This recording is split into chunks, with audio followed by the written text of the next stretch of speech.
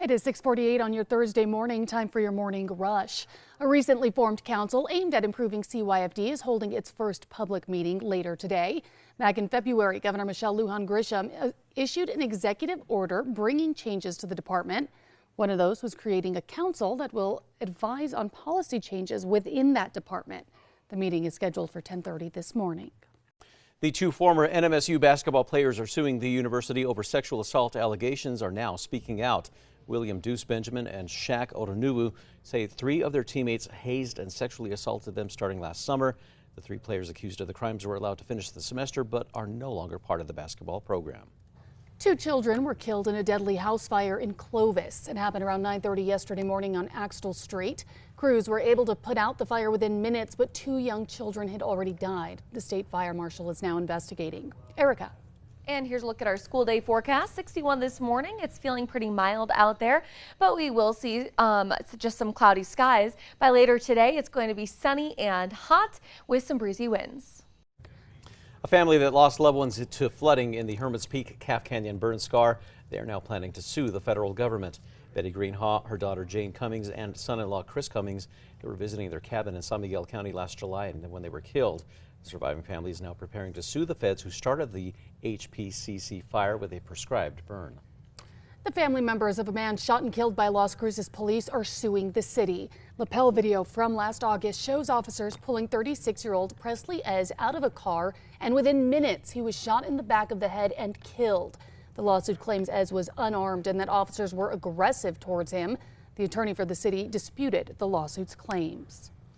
The Albuquerque Metro Crime Initiative could soon be getting millions of dollars to deal with a backlog of arrest warrants. The legislature approved $10 million to help tackle the backlog of nearly 5,000 felony arrest warrants. That's all across New Mexico. Erica. And here's a look at our threat index. It is moderate today because we will be under high fire danger even in the metro area.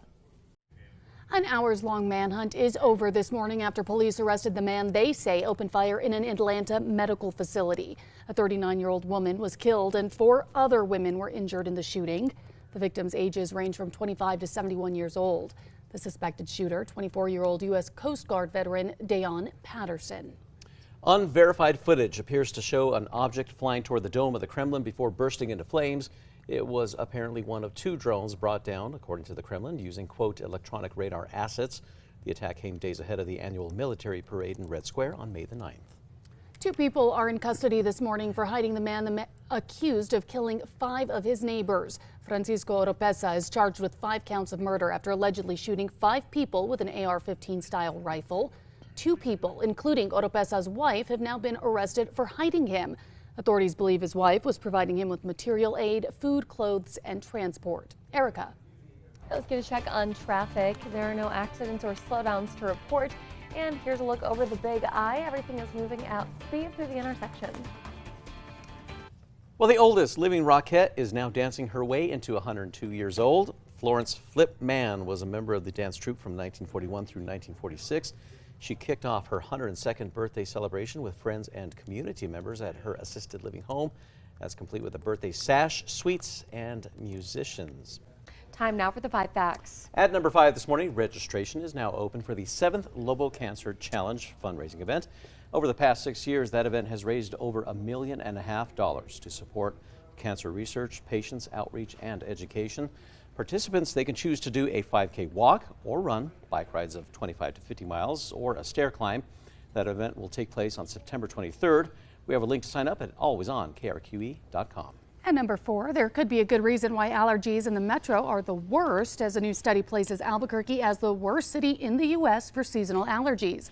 The study looked at data from the Weather Channel's Allergy Tracker and air quality data from the EPA. A pollen breakdown shows trees, grass, and ragweed pollen as the worst allergens affecting air quality.